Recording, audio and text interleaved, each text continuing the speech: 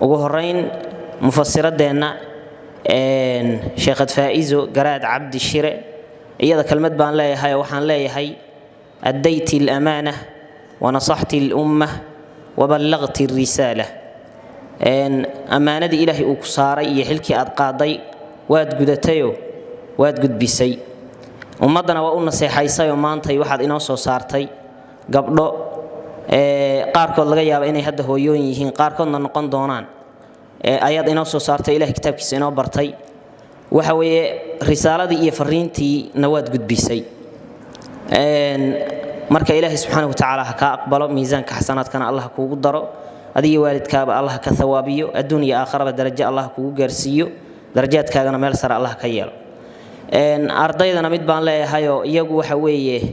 ilaahay subxaanahu wa ta'aala baa wuxuu quraanka ku leeyahay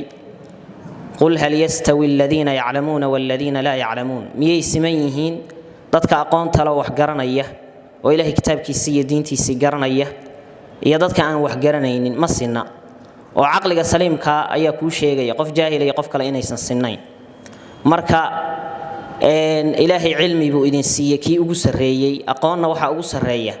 inuu qofku barto oo uu fahmo rabbigii uumay ee khalqay ee quruxda iyo qiimaha siiyay ee nicamka aan la soo koobi karin siiyay hadalkiisa inuu fahmo baa ugu sareeya walaalayaal waxaan kaleeto oo idin sheegaya aayad quraanka ku jirta ilaahay subxaanahu wa ta'aala fadliga dadka cilmiga diinta u saaxiibka ah fadliga uu gaarsiiyay wuxuu ku cadfay oo uu ku xujiyay asaga Allah subxaanahu wa ta'aala iyo malaa'iktiisa markaas ilaahay wuxuu leeyahay shahida Allahu annahu la ilaha illa huwa wal malaa'ikatu wa ulul ilmi qa'iman bil qist wuxuu ilaahay ka marxaati kacaya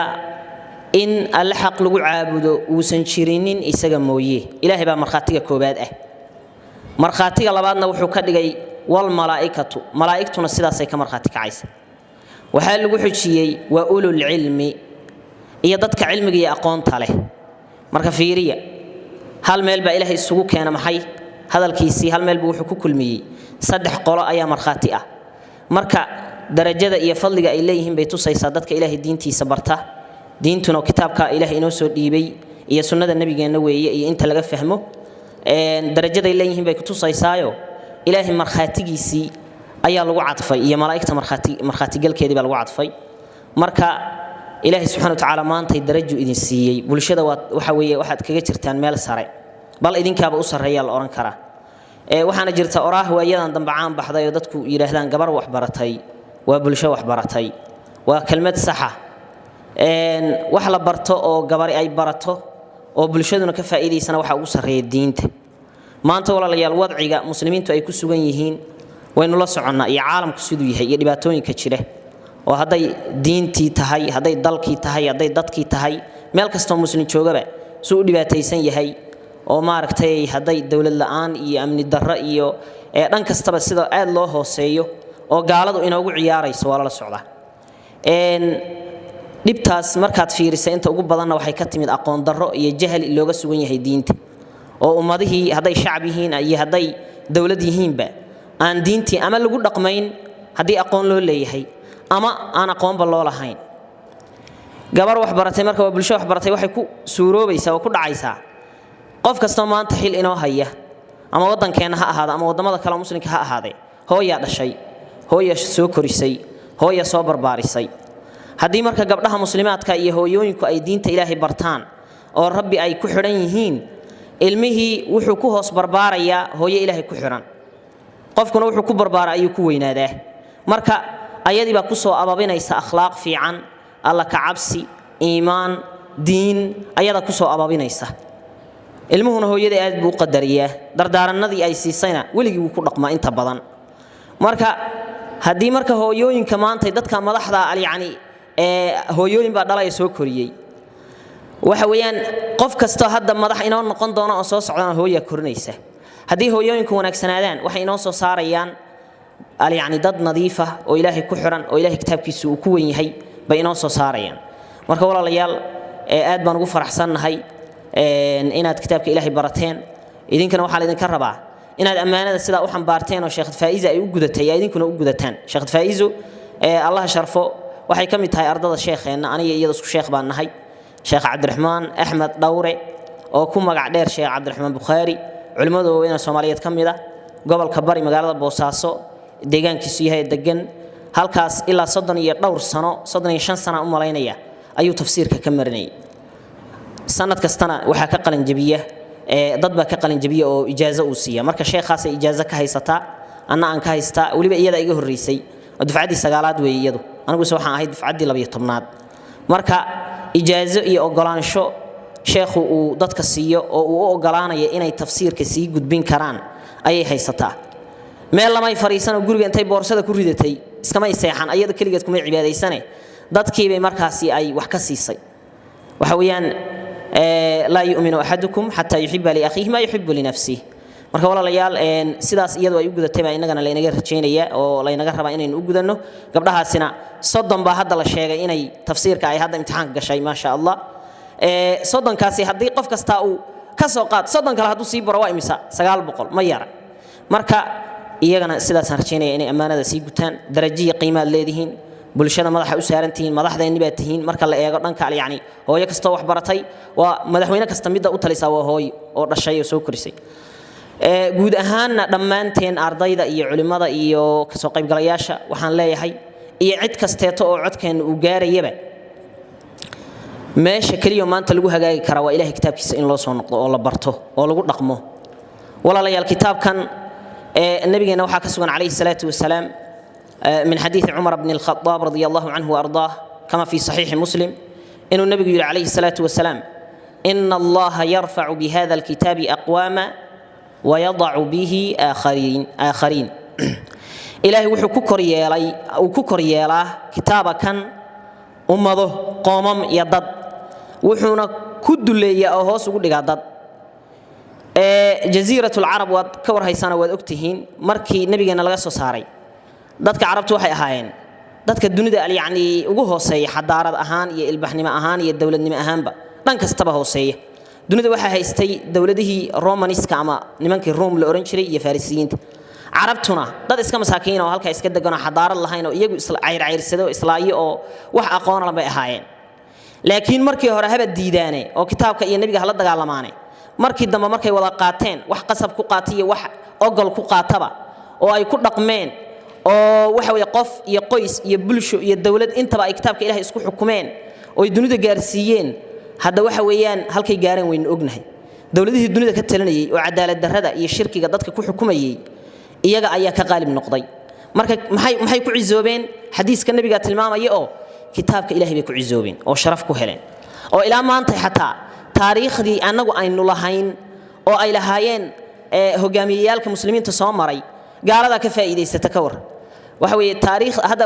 waxyaalaha ay daraaseen waxa kamid ah Umar ibn Khattab radiyallahu anhu warda taariikhdiisi marka walaalayaal halka waxaynu ka arkaynaa ummad waxay ku hormartaa waa in Ilaahay kitaabkiisa la barto oo lagu dhaqmo oo dadkana la gaarsiiyo marka kitaabka Ilaahay aynu ka warqabno oo aynu baranno oo aynu ku dhaqanno waxaan ku soo gabagabeynayaa hadalkayga hadal qaali ah oo aan ka faa'iiday Sheekh Cabdiraxmaan Bashiir sheekhan Jabuutiyaanka waa taqaanaan baa umaleynaya wuxuu yiri dadka quraanka akhriya afar bay isugu jiraan afar nooc weey yani dadka qaar kood xarafkay akhriyaan buu yiri wax kale ma garanayaan madmadooba alla ku yaqaan yani ama wax yar oo iska cilmi dhigoodu ka garanaya dadka marka qaar kood xarafkaasi akhrinayaan oo saa uu dul maraya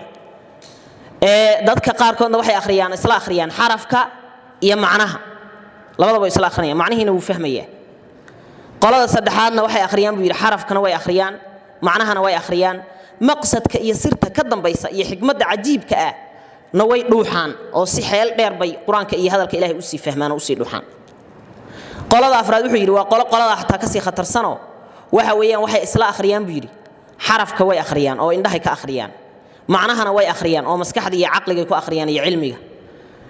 daqaa'iqda iyo xikmadda cajiibka ku jirtana way akhriyaan oo qalbiga ka akhriyaan waxa weeyaan jawaarixda iyo jirkoodana way ka akhriyaan oo dhaqan iyo ku amal fal bay ku akhriyaan waa qolada ugu sarreysa marka waxa la doonayaa quraanka intaba inaynu ka akhrino indhaha iyo qalbiga iyo maskaxda iyo jirka adimada inaad ka akhrido oo ficilkaaga socod iyo waxa weey dhaqan iyo dhan kastaba uu noqdo quraanka uu noqdo markii la weydiiyay umuna Aisha nabiga akhlaaqdiisana waxay ku jawaabtay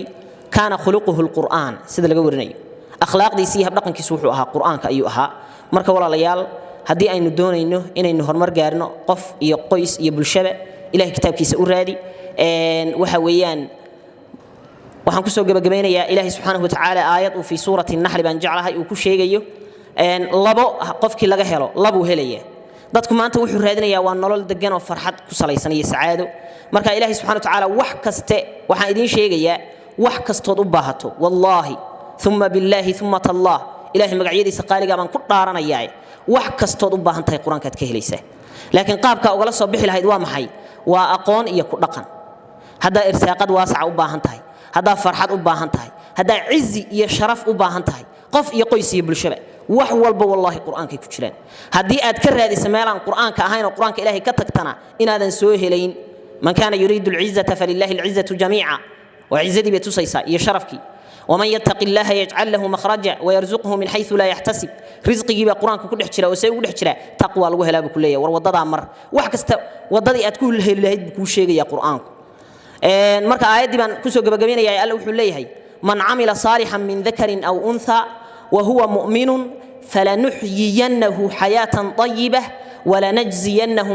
ولنجزينهم أجرهم بأحسن ما كانوا يعملون يعني لبهو ومحي الله وحليه قفك عمل صالح وصوبا سمية عمل كصالح قاعدة كبرنا سوحوي كتابك إلهي السنة موافق سنيه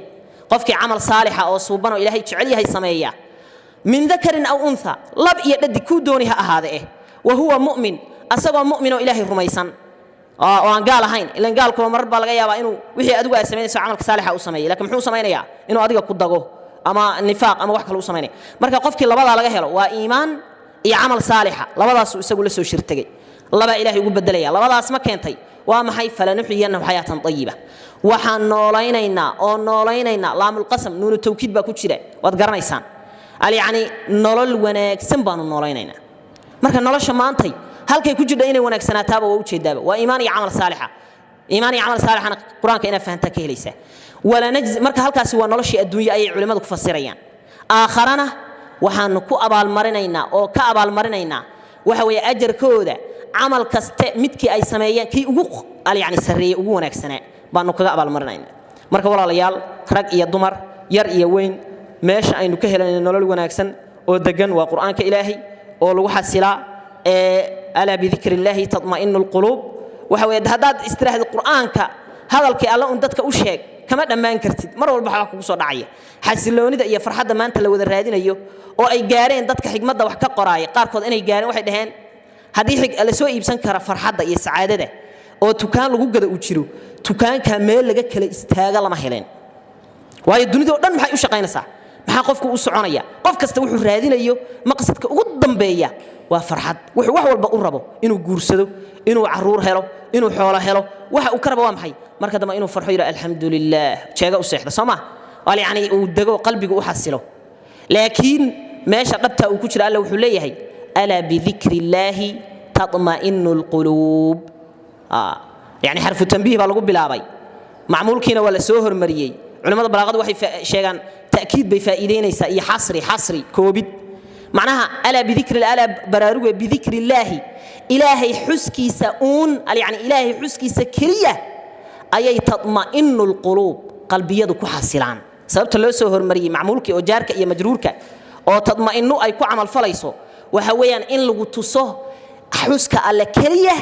أي تطمئن كحاسشاء القلوب قلبية كحاسلان مرك إلهي حسكي سنة قرآن كأجوين أين إلهي سبحانه وتعالى اسكحرنا كتابك إلهي كل قنا سيجار سينه إلهي سبحانه وتعالى هن فهنسية كل رقم كذا الله نوفض ذيه آد بأن كوجد عينينا إلهي هيدين قرب قلوا مسؤولية ده أحبارتنا إلهي هيدين فض ذيه أو واحد إذا كسر عيننا إذن كل رقم تان ومدة سيجار سيسان كي قرابة جار سيسان أو لكتان أو هذا محن قريه نكو آخردان وذكرنا ما يتلى في بيوتكن من آيات الله والحكمة إن هذا مركز أمانة إذن كنا جودتان برجينا ولا ليال الآد بقوا شرفنتهين الله إذن شرفه لما أنتهينا إلهي سبحانه وتعالى كتاب كيسه هنقول لقوها نوفض ذيه آد بنا إذن سلامة وجزاكم الله خيرا والسلام عليكم ورحمة الله تعالى وبركاته.